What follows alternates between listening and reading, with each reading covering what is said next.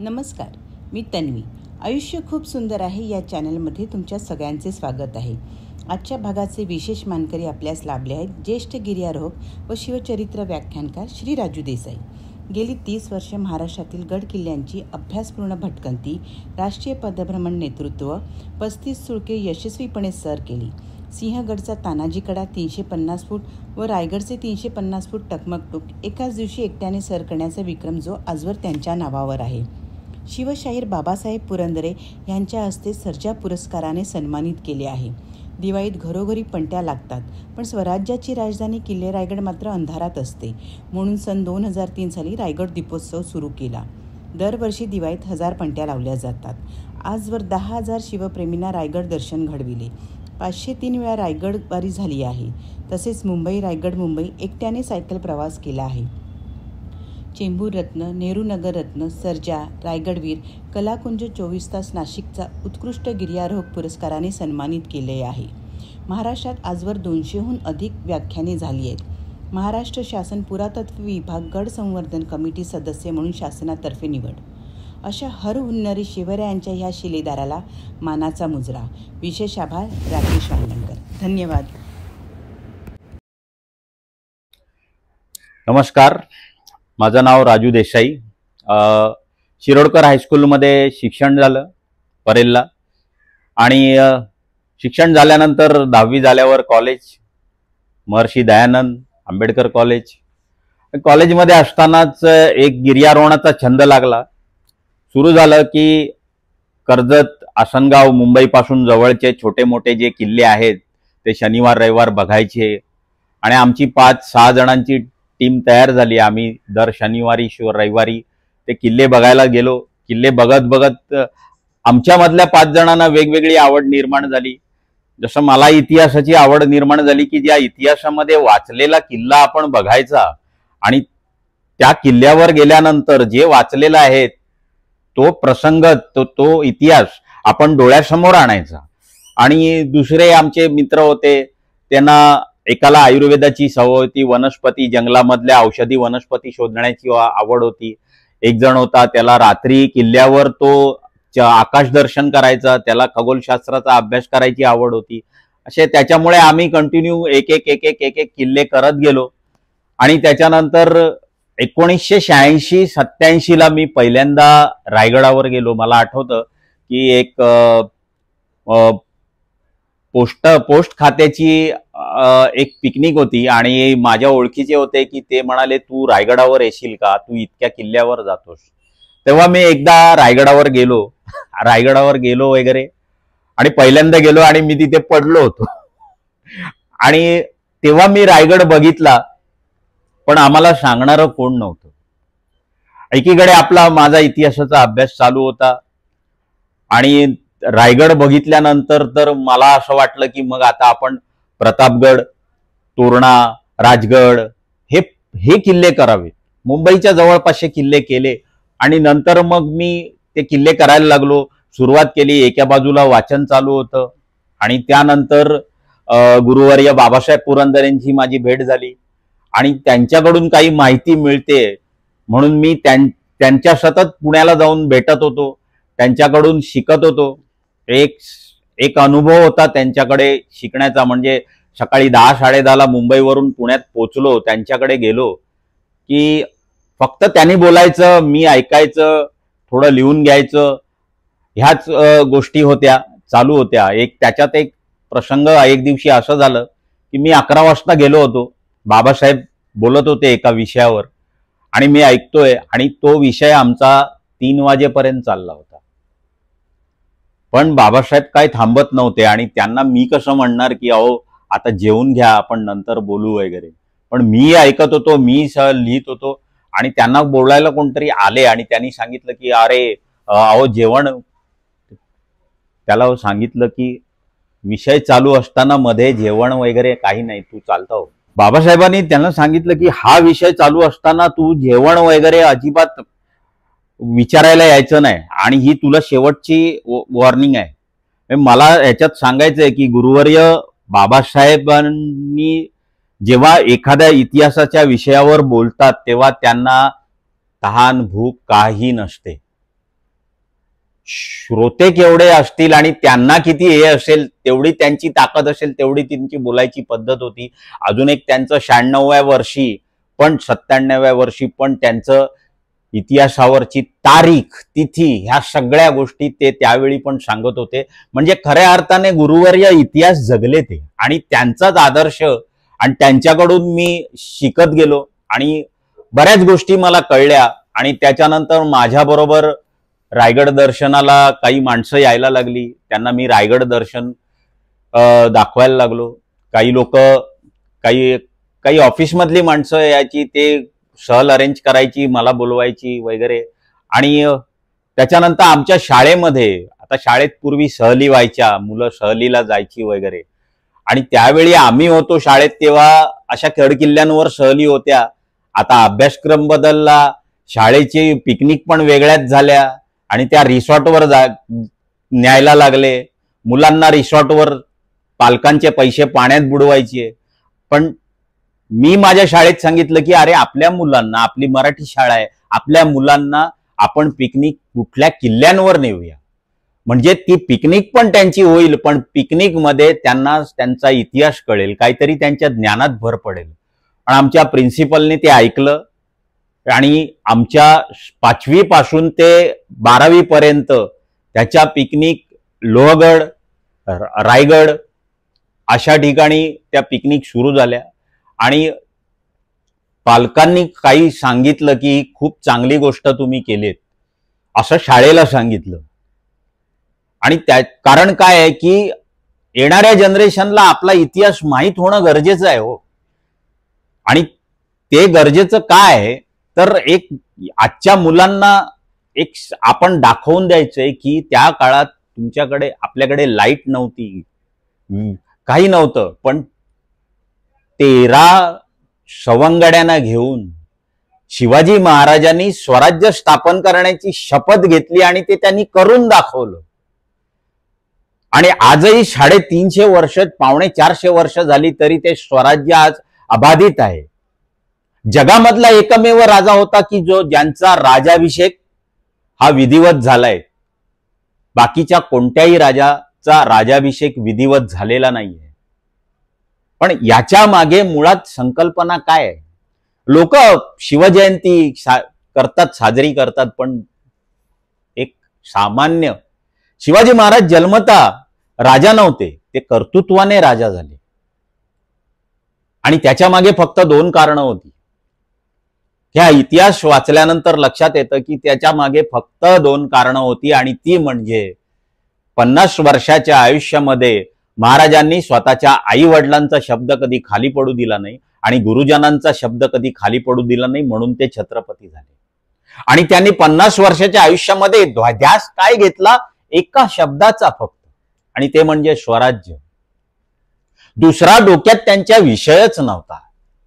आणि ते स्वराज्यासाठी 50 वर्ष जगले ते, आणि स्वराज्य निर्माण करून दाखवलं. आता याच्या मागे आजकाल मॅनेजमेंटचे कोर्सेस असतात, पर्सनॅलिटी डेव्हलपमेंटचे कोर्सेस असतात. त्याच्या जर तुम्ही अनुक्रमणिका जर पाहिली तर ती अनुक्रमणिका 350 पावणे 400 वर्षापूर्वी एकमेव राजा जगलाय ती अनुक्रमणिका, आणि ते म्हणजे छत्रपती शिवाजी महाराज.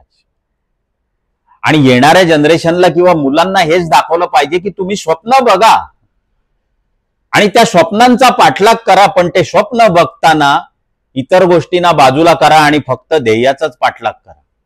आणि हेच गोष्ट स्वराज्य स्थापन करण्याची वेळी महाराजांनी स्वप्न बघितलं काय? स्वराज्य स्थापन करायचं, आणि त्याचाच ध्यास घेतला आणि ते करून दाखवलं. मग ह्या येणारी पिढी आहे किंवा आपली आजची जी मुलं आहेत त्यांना स्वप्न बघायला दाखवा ना, की मराठी मीडियम मध्ये आहेस तू, पण तुला 95% मार्क मिळवायचे. हे स्वप्न जेव्हा मुलं बघतील ना, तेव्हा मुलं 90% पर्यंत तरी जाऊ शकतात. कारण ती मुलं बघतील आणि ती मुलं शिक्षकांना, आई वडिलांना सांगतील की मला 95% हवेत, तेव्हा शिक्षक त्यांना मदत करतील की तुम्हाला कसे 95% मिळतील. असा एकापाठोपाठ एक रायगड करत गेलो आणि माझा असा विचार नव्हता की मला काही, किंवा मी काही कोणती प्रतिज्ञा घेतली नव्हती की मी 500 वेळा रायगड करणार आहे. कारण काय आहे की आपण जेव्हा आपल्या आयुष्यात, काही माणसं सोमवारी देवळात जातात, काही माणसं मंगळवारी देवळात जातात, काही शनिवारी देवळात जातात. कुठला माणूस मोजतो का की मी किती शनिवार देवळात गेलो, कितींदा देवळात गेलो? कुठला माणूस मोजतो का?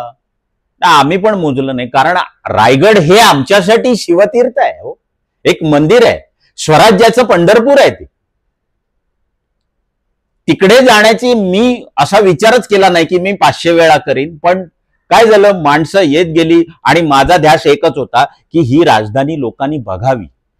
350 वर्षापूर्वी जेव्हा लाईट वगैरे काही सुखसोयी नसताना सुद्धा एवढं स्वराज्य बनवलं, निर्माण केलं, हे बघावं की आपल्या राजाची राजधानी कशी होती, ही एकदा बघावी. आणि मी तर म्हणेन प्रत्येक मराठी माणसाने रायगडाचं दर्शन तरी एकदा घ्यायलाच हवं. आणि त्याच्यामुळे माझा एकच ध्यास होता की जास्तीत जास्त लोकांपर्यंत रायगड दर्शन घडवायचं आणि हिंदवी स्वराज्याचा खरा इतिहास लोकांपर्यंत न्यायचा. आता खरा इतिहास म्हणजे काय? आता कोणाला विचारलं की महिलांना हल्ली पुरस्कार पण दिला जातो, हिरकणी पुरस्कार. अहो पण स्वराज्याच्या इतिहासात हिरकणी अस्तित्वातच नाहीये. त्याची बरीच कारणं आहेत. आता रायगडावर गेल्यानंतर एक बाजारपेठ लागते, 22 आणि 22, डाव्या बाजूला उजव्या बाजूला 44 दुकान आहेत. आणि त्याच्याबद्दल पण लोकांना घोड्यावर बसून खरेदी करता येईल अशी काहीतरी गोष्टी होत्या, म्हणून त्याची उंची वाढवली आहे. अहो तिकडे कोथिंबीर मेथीची जुडी विकत नव्हते हो. त्यांचं शिवाजी महाराजांचं मॅनेजमेंट इतकं जबरदस्त होतं की ती बाजारपेठ कशी होती, काय होती, त्याची उंची का वाढवली आहे, ती एवढी बाजारपेठ का वरती बांधली आहे, याची बरीच कारण आहे. आणि ती जाणून घेणं, याचाच अर्थ मला मगाशी म्हणालो की खरा इतिहास लोकांपर्यंत पोचवायचा. आणि तसा मी पोचवत गेलो. त्याच्यामुळे 503 रायगड फेऱ्या झाल्या, आजही अजून चालूच आहे. कारण मी असा पण कोणताही केलं नाही की मी 1000 किंवा 500 फेऱ्या झाल्या की मी थांबीन. नाही, मला दर शनिवारी बोलवलं तरी मी रायगडावर जाईन. आणि मला त्याचा अभिमान आहे. मला तिथे गेल्यानंतर, आणि रायगड म्हणजे काय आहे की तुम्हाला आता काही जणांना कुठल्याही विषयाने काही स्वतःला डिप्रेशन येतं किंवा काय येतं, मी तर म्हणेन तुम्ही त्यावेळीच रायगडला जा, तिथे जा, त्या समाधीकडे नतमस्तक व्हा. आणि शिवचरित्र का वाचायचं किंवा शिवचरित्राची आवड का निर्माण करायची, याचं दुसरं कारण म्हणजे तुम्ही मला सांगा, 50 वर्षाच्या आयुष्यात महाराजांना अडचणी आल्या नाहीत? अहो कोणतंही कार्य घेतलं तर अडचण ही येणारच. आणि त्या काळात तर बरीच, आता आपल्याकडे लाईट आहे, काय सगळ्या सुखसोयी आहेत, पण त्या काळात काय सुखसोयी होत्या? अहो नुसता रायगड बांधताना पण मोठी अडचण आली होती, ही लोकांना माहिती नाहीये. महाराजांनी आपले बांधकाम प्रमुख हिरोजी इटळकरांना काहीसं धन दिलं आणि रायगड बांधायला सांगितलं. त्यावेळी महाराज कर्नाटकाच्या मोहिमेवर होते. अर्धा रायगड बांधून झाला, हिरोजींकडे दिलेलं धन संपलं. त्यावेळी काय जीपेची पद्धत नव्हती ना, अकाउंट ट्रान्सफरची पद्धत नव्हती. पण हिरोजी वाट बघत बसले नाहीत, महाराज येतील कर्नाटकावरून किंवा तेव्हा धन देतील.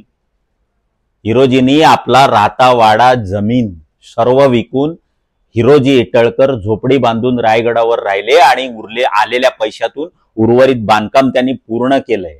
ही अशी माणसं होती की ज्यांना आम्ही खरोखर एकनिष्ठच म्हणू शकतो. अहो कोण असं करेल मला सांगा ना? कारण हिरोजी इटळकरांनंतर हे करणारा दुसरा कोणी आज 450 वर्षात मी तरी पाहिला नाही. आपलं घरदार विकायचं, आपली जमीन विकायची आणि झोपडी बांधून राहायचं का? रायगडाचं आपल्या राजाने सांगितलेलं काम अपूर्ण आहे, ते पूर्ण करायचंय. पण जेव्हा राजाभिषेक रायगडावर झाला त्यावेळी महाराजांनी त्यांना बोलवलंय आणि त्यांना विचारलं की अरे तुम्ही अभूतपूर्व काम केलंय, या मंगल प्रसंगी तुम्हाला काय हवंय हे सांगा. त्यावेळी काय म्हणाले असतील ते? अरे वाडा मागितला असता तर होता त्याच्यापेक्षा जास्त मिळाला असता, जमीन मागितली असती होती त्याच्यापेक्षा जास्त मिळाली असती. हिरोजी म्हणाले मला फक्त माझं नाव एका पायरीवर लिहायची अनुमती द्या. दरबारात ज्यावेळी राजाभिषेक झाला 6 जून 1674, ज्येष्ठ शुद्ध त्रयोदशी, ही राजाभिषेकाची शेवटची तारीख आहे. हे पहिलं लक्षात घ्या.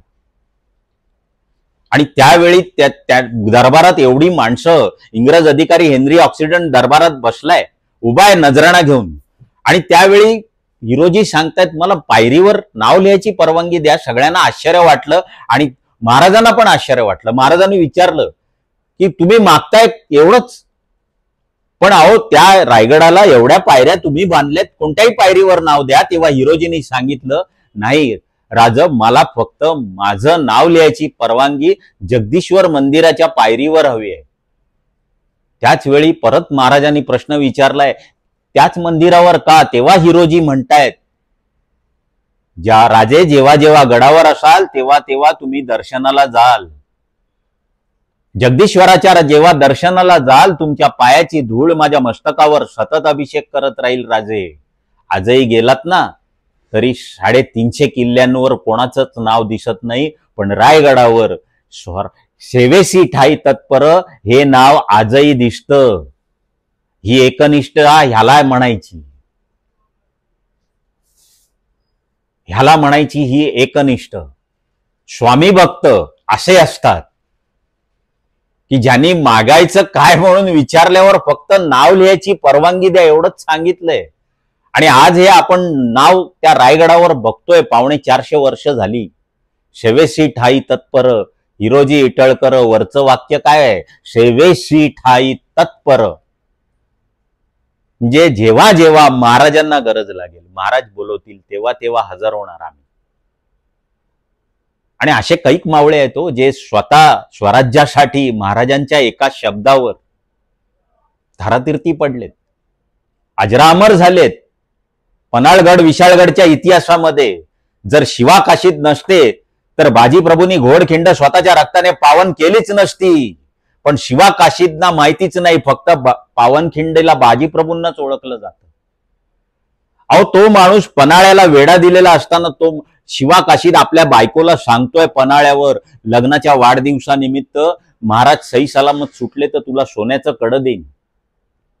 पण सोन्याचं कडं देईन असं म्हणत असताना त्याला सांगावा येतोय की महाराजांनी बोलवलंय. तो जातो, महाराजांसमोर उभा राहतो. महाराज स्वतःची वस्त्र समोर धरतात, ही परिधान करून ये म्हणून सांगतात. तो विचारत नाहीये. तेव्हा महाराजांनी वस्त्र समोर धरली त्याच्या. शिवा काशीदला सांगितलं वस्त्र परिधान करून ये, आणि शिवा काशीद वस्त्र परिधान करून आल्यानंतर महाराजांनी सांगितलं आम्ही स्वतःला आरशात पाहतोय की काय. त्यावेळी मला सांगा, शिवा काशीदने प्रश्न विचारला नाही महाराज वस्त्र परिधान करून काय करायचंय, कुठे जायचंय, काय नाही. महाराजांनी सांगितलं. त्यांनी वस्त्र परिधान करून आली. त्या दिवशी 12 जुलै 2 पालख्या निघाल्या.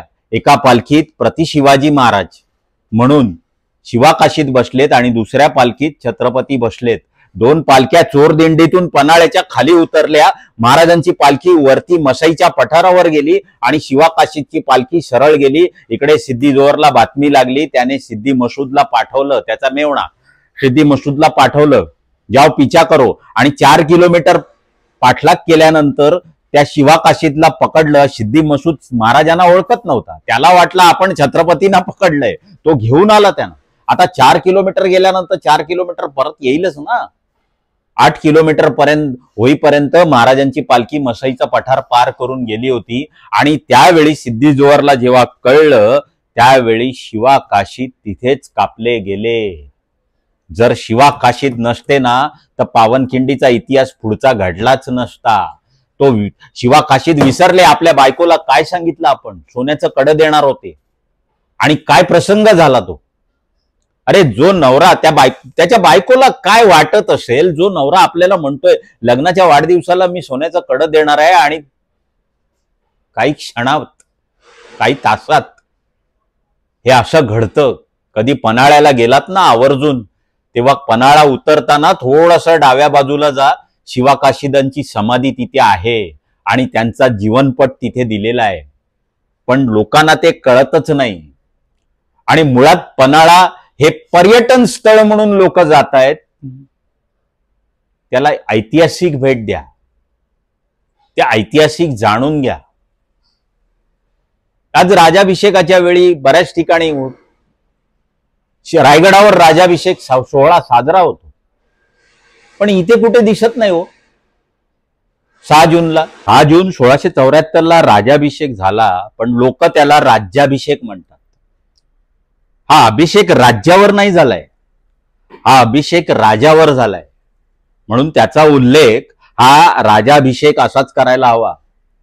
आणि ज्यावेळी हा राजाभिषेक करायचं ठरलं त्यावेळी गागा भट्टांनी रायगडावर राजाभिषेक प्रयोग हा ग्रंथ लिहिलाय. त्या ग्रंथामध्ये या राजाभिषेकाचे विधी काय आहेत ते सर्व लिहिलेले आहेत. आणि त्या ग्रंथाचं नावच मुळात राजाभिषेक प्रयोग असं लिहिलेलं आहे. मग हा राज्याभिषेक हा शब्द कसा काय बोलतात लोक? हा शब्दच चुकीचा आहे मुळात. आणि मी तर म्हणेन की महाराष्ट्र शासनाने हा शब्दकोशामध्ये हा शब्द राजाभिषेक प्रयोग असाच नोंद करून ठेवायला हवा की याचा उल्लेख हा याच्या पुढे राजाभिषेक प्रयोग असाच केला जाईल. आणि जगामध्ये एकमेव राजा झालाय हो ज्यांचा राजाभिषेक झालाय. त्या ग्रंथामध्ये विधी आहेत. पहिला विधी महाराजांची मुंज झाली आहे, नंतर महाराजांची तुला झाली आहे, सुवर्ण मुद्रांनी चांदीच्या मुद्रांनी तुला झाली आहे. त्या मुद्रा आलेल्या प्रजाजनांमध्ये वाटण्यात आल्या. आणि त्याच्यानंतर महाराजांचं रायगडावर लग्न लावण्यात आलंय. कारण लग्न लागण्यानंतर मुंज झाली म्हणजे लग्न होणं गरजेचं आहे, आणि लग्न झाल्यानंतर पुढचे विधी होतील. पण त्या काळात बालविवाहाची पद्धत होती, महाराजांची लग्न झालेली होती. पण गागा भट्टांनी याच्यावर एक उपाय शोधून काढलाय आणि सोयराबाई साहेबांचा पुनर्विवाह रायगडावर लावण्यात आला. आपल्या आई वडिलांचं लग्न बघण्याचा सुवर्ण योग राजाराम महाराज आणि शंभू राजांना या रायगडावर मिळालाय. आणि त्यानंतर उगवली आहे ती 6 जून 1674 पहाट, ज्येष्ठ शुद्ध त्रयोदशी. भल्या पाटे महाराजांनी सप्तनद्यांचा पाण्याने अभिषेक केलाय. त्याच्यानंतर शिवधनुष्य कट्यार भवानी तलवार यांचं शस्त्रांचं पूजन केलंय. ती शस्त्र परिधान करून महाराज राजाभिषेक होण्यासाठी दरबारात दाखल झाले. आणि अशा पद्धतीने राजाभिषेक झालेला आहे. हेनरी ऑक्सिडंट राजाभिषेकाच्या दिवशी नजराणा घेऊन उभा आहे दरबारात. त्यानंतर 16 कुमारिका आणि 16 सुवासिनींनी त्यांना ओवाळले. हत्तीवरून महाराजांची मिरवणूक निघाली जगदीश्वर मंदिरापर्यंत. महाराजांची मिरवणूक फक्त तेव्हाच निघाली, बाकी कुठेही महाराजांची मिरवणूक निघालेली नाहीये. एवढं 50 वर्षाच्या आयुष्यात स्वराज्य स्थापन केलंय, पण त्यांची मिरवणूक महाराजांनी कधी राजाभिषेक होण्यासाठी गागा भट्टांनी गळ घातलीय त्यांना. पण त्यावेळी गागा भट्टांना ते सांगतायत हे माझं नाहीये, हे जगदीश्वराचं आहे, तुळजा भवानीचं आहे, इथं न मम, हे राज्य प्रजाजनांचं आहे. म्हणजे हे माझं स्वराज्य कधीच नाही. आजकाल साध्या निवडणुकीत निवडून आला तरी लोकांची मिरवणुका निघतात. अरे महाराजांनी एवढं करून सुद्धा कधी एवढी मिरवणूक निघाली नाही. फक्त राजाभिषेकाच्या दिवशी जी मिरवणूक रायगडावर निघाली ती नगारखान्यापासून जगदीश्वर मंदिरापर्यंत, बस जेमतेम 1.5 किलोमीटर ते 2 किलोमीटर. जगदीश्वराचं महाराजांनी दर्शन घेतलंय. महाराज पुन्हा सिंहासनाधीश्वर झाले. अशा पद्धतीने जेव्हा राजाभिषेक झालाय तेव्हा इंग्रजांची झोप उडाली आहे. विजापूर हादरलंय. विजापुरात खफे खान नावाचा एक इतिहासकार औरंगजेबाकडे होता. त्याने लिहून ठेवलंय की ज्या दिवशी राजाभिषेक झाला त्या दिवशी औरंगजेबाचा दरबार भरला. औरंगजेबाच्या सरदारांची संख्या 1400 होती. त्या दिवशी सगळ्या 1400 माना खाली होत्या दरबारात. आणि त्यावेळी औरंगजेब म्हणालाय, कैसे कैसे सुरमा पाल रखे हमने, खुद को शमशेर बहादुर कहने वाले शाइस्ता खान गए थे पूना में शिवा को पकड़ने के लिए, मगर उनको उंगलियां काट के भेज दिया, तलवार उठाने के काबिल नहीं रखा शिवा ने. फौलाद को मोड़ने वाला हमारा अफजल खान गया था प्रतापगढ़ तक, सवा शिवा ने वहीं उसे दफना दिया. अरे कल सह्याद्री में घूमने वाला पहाड़ का चूहा आज हमारे सामने हिंदवी स्वराज्य का छत्रपति बन गया है। यह क्या खास बात है हमारे सैनिकों में और मराठों में, यह आज हम जान चुके हैं, क्योंकि मराठे शबाब और शराब से कई गुना दूर है। हमें नाज है, हमें दुश्मन मिला तो भी शिवा जैसा। हे खुद्द उद्गार दरबारात औरंगजेबाने राज्याभिषेकाच्या दिवशी काढलेले आहेत महाराजांच्या। अशा पद्धतीने आपला इतका तेजस्वी इतिहास आहे। आता मला काही जण विचारतात की रायगडाचं टकमकटोक तुम्ही कशाला सर केलं, एवढ्या रात्री जायची काय गरज होती? अरे काय गरज होती म्हणजे मी ते केलं ना, त्या वर्षी महाराष्ट्राचं सुवर्ण महोत्सवी वर्ष होतं। 106 हुतात्म्यांची आठवण, त्यांनी जो लढा दिला आणि एक हुतात्म्य पत्करलं, त्या मरण यात्रा कशा असतील?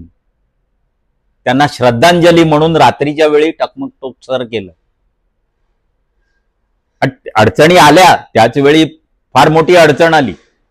म्हणजे 9:30-10 रात्री माझी वरती 5-6 जणांची टीम होती, त्यांना मी दिसत नव्हतो, मला ते दिसत नव्हते।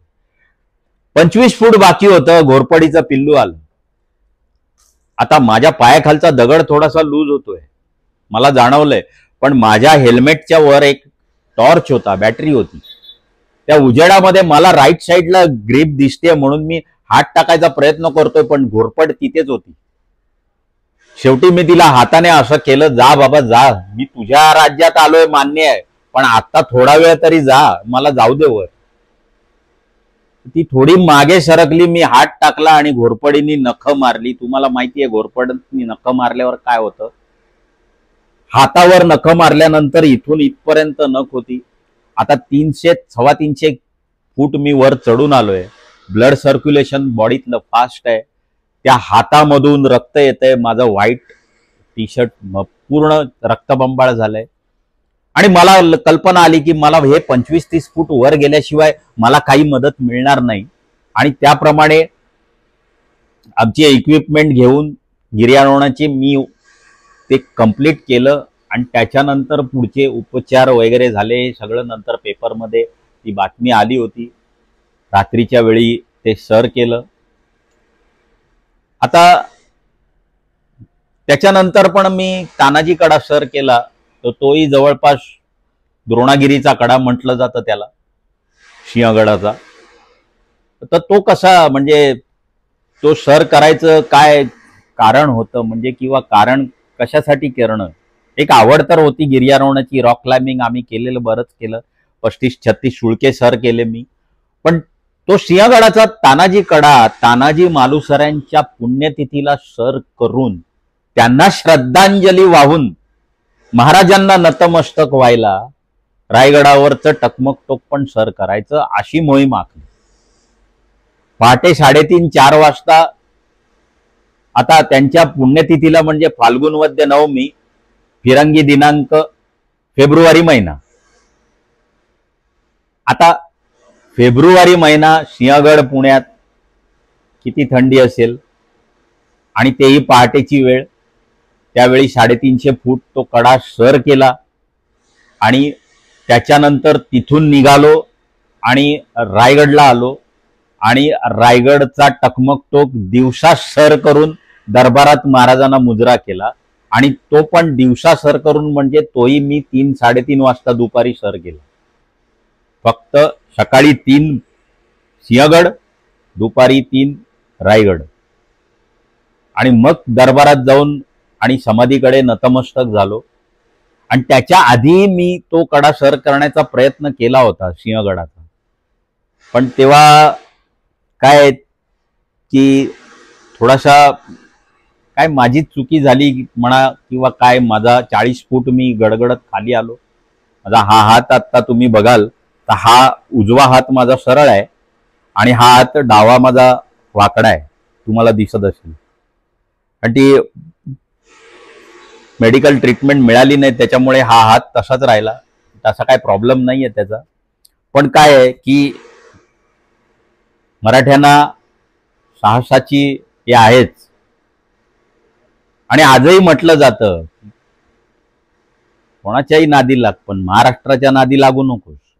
कारण दिल्लीचे तख्त राखितो महाराष्ट्र माझा हा इतिहास आहे आणि इतिहास कोणी बदलू शकत नाही. पण मला असं वाटतं ह्या वाक्यावर, दिल्लीचेही तख्त राखितो महाराष्ट्र माझा. अरे पण किती वर्ष राखायचं काम करणार आहात? दिल्लीच्या तख्तावर बैसतो महाराष्ट्र माझा हे स्वप्न महाराष्ट्रातल्या माणसाने बघितलं ना तर महाराष्ट्रातला पंतप्रधान झाल्याशिवाय राहणार नाही, हेही त्रिवार सत्य आहे. कारण हा इतिहास जर विसरले नाहीत ना तर हीच गोष्ट होऊ शकते, हे आजही त्रिवार सत्य आहे. आणि अशा बऱ्याच मोहिमा करत गेलो. आजही मला बरेच जण असं म्हणतात की मला एक आता प्रसंग आठवला. मी एका रायगडला घेऊन गेलो होतो लोकांना, माझ्याबरोबर 35-40 जण होते आणि सर्वात जास्त वयाचे 80 वर्षाचे 80 वर्षाच्या बाई. आता ते रोपवेनेच नेलं त्यांना. रोपवेने नेल्यानंतर पहिला मेणा दरवाजा लागतो, तिथेच मी त्यांना सगळं मी माझं सांगतोय, सगळी माहिती सांगतोय. त्याच्यानंतर आतमध्ये गेलो, राणी वसा पाहिला, अष्टप्रधान मंडळाचे वाडे पाहिले वगैरे, ते सगळं दाखवलं. तिथून मी राजदरबार वगैरे दाखवून, म्हणजे राजाभिषेकाची जागा वगैरे दाखवून मी होळीच्या माळावर आलो. आणि त्यांना ते होळीचा माळ याला का म्हणतात, होळीच्या माळावर महाराजांचा पुतळा आहे, तर ते मी सगळं सांगितलं की इथे होळीचा माळ का म्हणतात. तर होळीचा उत्सव तिथे साजरा केला जात होता आणि त्याचं होळीचा उत्सव कशा पद्धतीने साजरा केला जात होता तेही सांगितलं वगैरे. पण मला नंतर वाटलं की आता इथून जवळपास 2 किलोमीटर समाधी आहे बाजारपेठेकडून सरळ जाताना. मी त्या काकींना म्हटलं, काकी अहो तुम्हाला झेपणार नाही, तुम्ही समाधीपर्यंत येऊ नका, कारण परत तेवढं चालत यायचंय.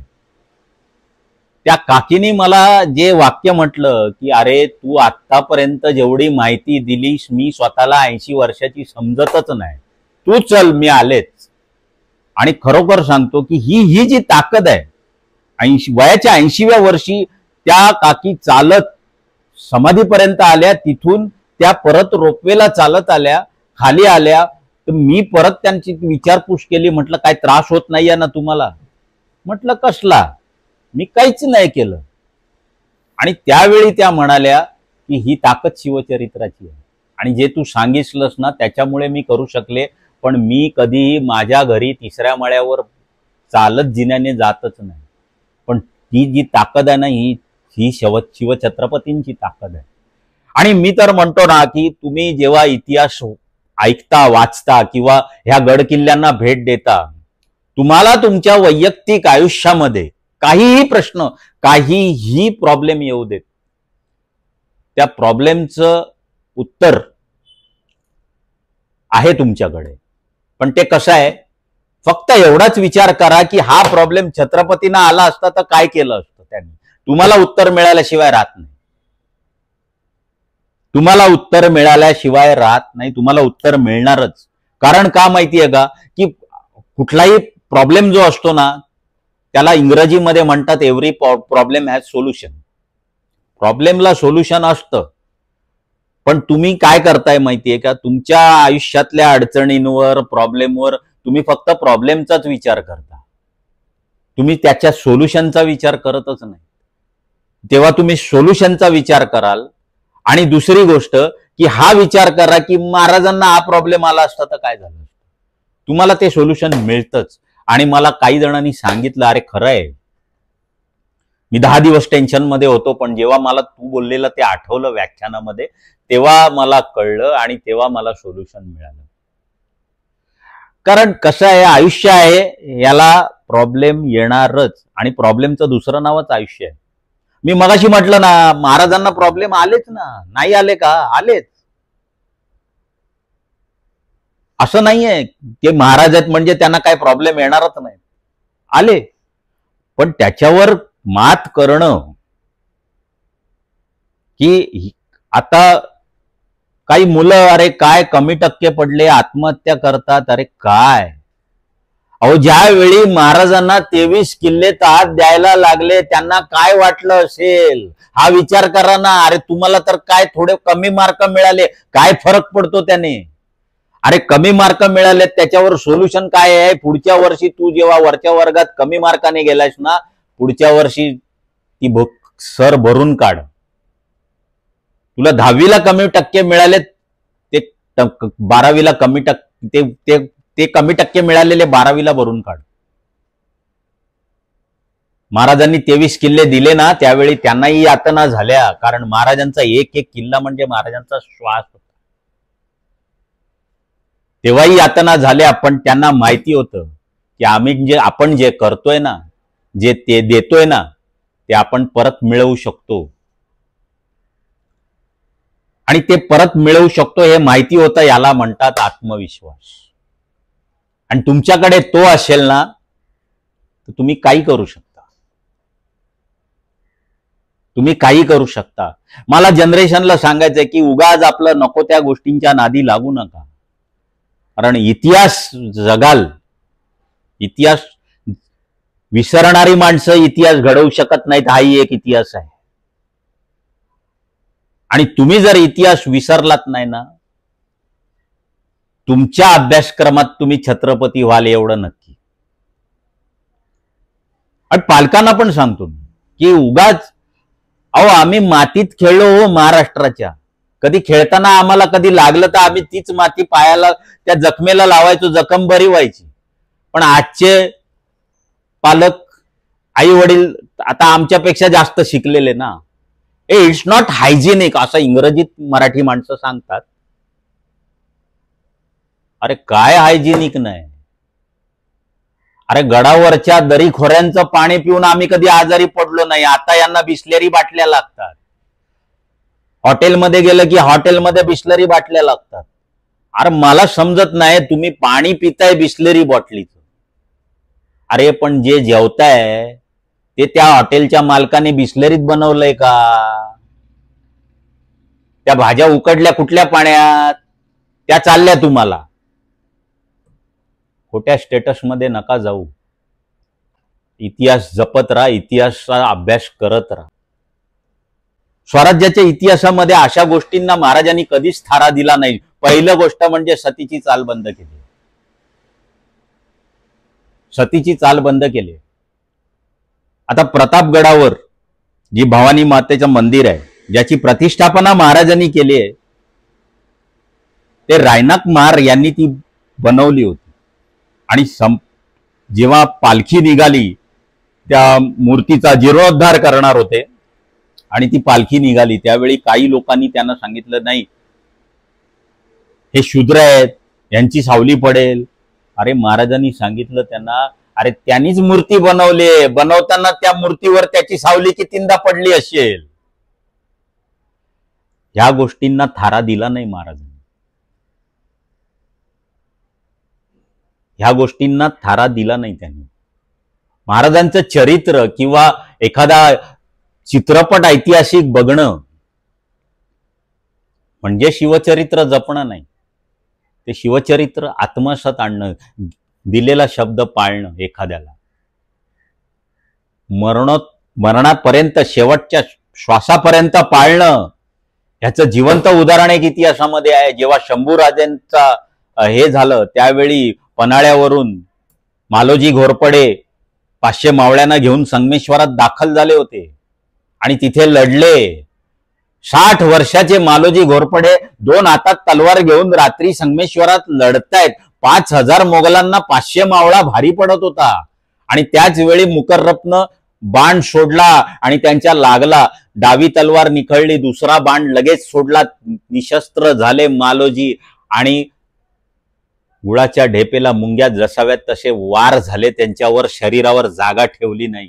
60 वर्षाचा मालोजी नावाचा पुरुष त्या लढाईत ढासळला आणि मालोजींचा शेवटचा श्वास फुरला. मालोजींनी सांगितलं, सांगा माझ्या राजाला, हा मालोजी गेला, मातीत गेला, पण मातीत जाणारे कैक असतात, पण मातीसाठी मरणारे मराठे असतात, हे सांगत गेला.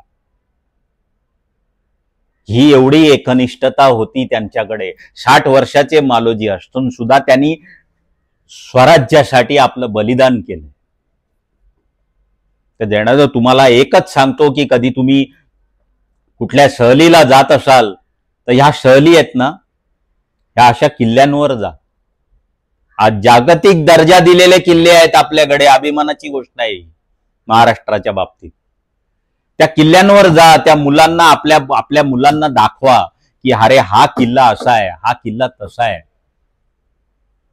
हे असं दाखवा त्यांना सांगा की हे कसं केलं त्यांनी. मुलं तुमच्याकडे कुठल्याच गोष्टीचा हट्ट करणार नाहीत नंतर. मला हेच नाही, मग मी अभ्यास कसा करू, मला तेच नाही, मी अभ्यास कसा करू. कारण कधीच सांगणार नाही. त्यांना जाणीव करून द्या की हा इतिहास त्यांनी कसा घडवलाय. कारण तुम्ही पिकनिकला त्यांना सहलीला न्याल ना, तर त्यांना येताना थोडंसं त्यांच्यात परिवर्तन पण होईल. हे गड किल्ले म्हणजे आपल्या आयुष्याचे म्हणजे गुरुच म्हणतो आम्ही त्यांना. आम्ही अख्ख्या सह्याद्रीला गुरु म्हणतो, नुसत्या गड किल्ल्यांना नाही. आम्हाला सह्याद्रीने खूप शिकवलं. मगाशी मी पाण्याचा विषय सांगितला ना, हे सह्याद्रीने शिकवलं आम्हाला. मोठ्या पानांवर वेळ पडली, आम्हाला कुठल्या गोष्टीचं प्रॉब्लेम आहे सोल्युशन निघतं आम्हाला जेवायला काय नाही, आम्हाला अरे पानं तोड, धुवून आण, पानावर जेव. अहो तुम्हाला सांगतो त्या जेवणाची मजा तुमच्या स्टीलच्या ताटात नाही येणार हो. त्या जेवणाची मजा खूप वेगळी असते, ती स्टीलच्या ताटात नाही येत कधी. असं त्यांना दाखवा घेऊन. त्यांना थोडंसं काहीतरी बाहेरचं जग येऊ दे. फक्त रिसॉर्टवर नेऊन तुम्ही रिसॉर्टवाल्यांचे पैसे त्यांना धनी बनवताय आणि तुमचे पैसे पाण्यात घालवताय. कारण येणाऱ्या महाराष्ट्रामध्ये येणारी पिढी आपल्याला अशी घडवायची आहे, हे आपलं आद्य कर्तव्य आहे. आता ही वेळ आलेली आहे. आधुनिकीकरण करा, तुम्ही अवलंब करा, पण आपली संस्कृती कधी सोडू नका. आपली संस्कृती कधी सोडू नका. मी आज भारतभर फिरलोय, पण मला तेच अनुभव आलेत. पण कुठल्या राज्यामध्ये आपली संस्कृती ते कधीच सोडत नाही.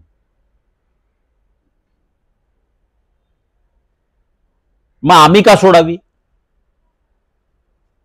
आम्ही का सोडावी? आपली मराठी तरुण पिढी सगळी गुढीपाडवा झाला की तयारीला लागते, पण तयारी करतात, शोभायात्रा काढतात. मी मागे एका शोभायात्रेमध्ये प्रश्न विचारले होते, ते त्यांना सांगता आले नाही. साधे प्रश्न होते. मी एक पहिला प्रश्न विचारला त्यांना, शहाजी राजे शिवाजी महाराजांच्या वडिलांचे टिंबटिंब होते. बघा तुम्हाला सुचतंय, काही जण उत्तर देऊ शकतील. राजाभिषेकाची तारीख विचारली, ती त्यांना माहित नाही. पण मराठमोळे कपडे घालून हल्ली काय झालंय माहितीये का? ही आपली ऐतिहासिक सण म्हणा किंवा ऐतिहासिक दिवस म्हणा, हे फक्त तरुण पिढी सजून धजून सोशल मीडियावर फोटो टाकण्यासाठी त्याचा वापर करते. वापर करू नका तसा, काही गरज नाहीये. तुमचा सण तुमच्याकडे ठेवा. लोकांनी बघितलं पाहिजे, काय लाईक मिळवायला. त्याने काय पुढे काय नाही. मग गरज काय आहे? आणि आमची संस्कृती, आमचा अभिमान, तीच पोरं नंतर दुसऱ्याच ठिकाणी दिसतात. मग उपयोग काय त्याचा? हे गडकिल्ल्यानं सह्याद्री आमचा गुरु आहे आम्ही म्हणतो. का म्हणतो? तर असे सह्याद्रीने बरेच गुरु बनवले. गोनी दांडेकर, निनाद बेडेकर, बाबासाहेबांचा तो उल्लेख मी सुरुवातीलाच केला, गुरुच आहेत आमचे. असे बरेच घडवले त्यांनी. गड किल्ले तुम्हाला जगायला शिकवतात. महाराष्ट्रात कसं जगायचं हे शिकवतात. आणि दुसरी गोष्ट म्हणजे महाराज या मातीसाठी कसं जगायचं ना, हे छत्रपती शिवाजी महाराजांनी दाखवून दिलंय. पण मातीसाठी कसं मरायचं हे फक्त शंभूराजांनी दाखवून दिलेलं आहे. आता छावा चित्रपटामुळे लोकांना कळलं, पण पूर्वी शंभूराजांची बदनामीच झाली ना. कोणी केली? इतर राज्यातले परप्रांतीय आले का? नाही, आम्हीच महाराष्ट्रातलेच. अर्थात त्याची कोणाची चूक नाहीये, कारण इंग्रजांनी 100 वर्ष रायगडावर जायला बंदी केली होती. त्यामुळे आम्ही इतिहासाच्या खोलाशी कधी गेलोच नाही ना. इतिहासाचा खोलवर अभ्यास झालाच नाही. 100 वर्ष रायगडावर महाराजांची समाधी अभग्नावस्थेत होती. 19व्या शतक सुरुवात झाली त्यावेळी बाळ गंगाधर टिळक, महात्मा फुले यांनी त्याचा जीर्णोद्धार केला आणि त्यावेळी मग महाराज कळायला सुरुवात झाली. आणि शंभूराजांबद्दल तर बऱ्याच गोष्टी चुकीच्या सांगितल्या गेल्या, ते व्यसनी होते वगैरे, या गोष्टी बऱ्याच चुकीच्या सांगितल्या. खुद्द काही ऐतिहासिक नाटकांमध्ये पण त्यांची एंट्री अशी रंगभूमीवर ग्लास घेऊनच दाखवली. आता त्याच्यात त्यांचा काही चूक नाही, कारण इतिहासाच्या खोलाशी कधी गेलंच नाहीत ते आणि त्याचा कधी अभ्यासच झाला नाही. त्यामुळे ते तसं दाखवलं गेलं. आणि काही जण म्हणतात की पत्र मिळालेत ना शंभूराजांनी पोर्तुगीजांना पाठवलेली, आम्हाला दारूची 2 पिंप पाठवून द्या. अरे पण ती प्यायची दारू नसून तोफेला लागणारी आहे हे जर तुम्हाला माहित नसेल तर लिहिताना तुम्ही घेतली होती का याचं संशोधन होणं आधी गरजेचं आहे. अरे 32 वर्षाच्या आयुष्यामध्ये सुपारीच्या खांडाचं व्यसन नाहीये त्यांना. 40 दिवस अतोनात अत्याचार सहन केलेत त्यांनी औरंगजेबाच्या छावणीत. व्यसनी माणसाला नाही सहन होत. हा थोरातांची कमळा चित्रपट लागायचा पूर्वी, हल्ली लागतो का माहित नाही. आता बरेच चॅनलच झालेले आहेत म्हणा. कुठून लागला शोध?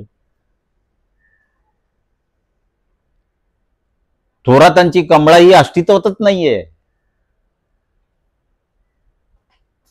कारण ती मेली त्याच्या आधी 8-9 वर्ष शंभूराजे गेलेत. त्या चित्रपटाच्या शेवटी ती समाधी दाखवली जाते, त्याच्यावरचं साल वाचा, मग लक्षात येईल तुमच्या. पण इथपर्यंत खोल काही लोक, मी नतद्रष्टच म्हणेन त्यांना, आम्हाला काय करायचं असं तोंडावर सांगतात. म्हटलं बाप, तुम्हाला काय करायचं नाही हो, मला गरज आहे, मी करतोय. त्याने तुम्हाला जर त्रास होणार असेल तर क्षमस्व.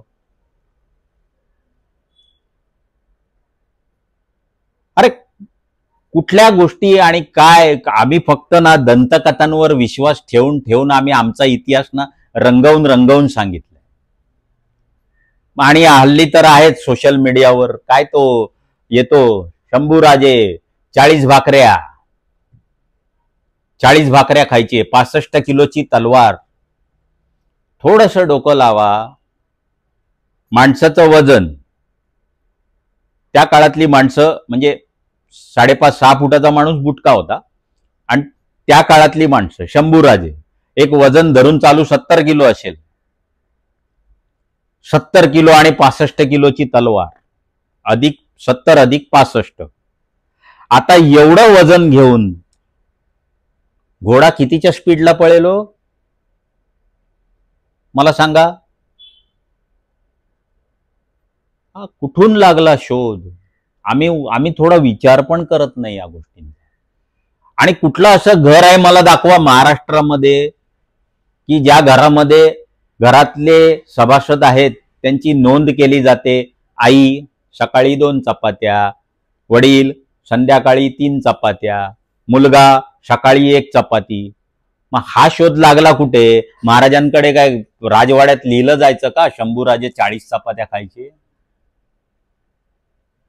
कशासाठी? अरे खरा इतिहास जरा बघा ना, त्याच्यातून काहीतरी शिका ना. विचार करा जगताना स्वतःच्या आयुष्यामध्ये की मी हे करतोय हे चुकीचं आहे का बरोबर आहे? कारण आमचं दैवत छत्रपती आहे महाराष्ट्रात. ह्या गोष्टींचा विचार होणं गरजेचं आहे.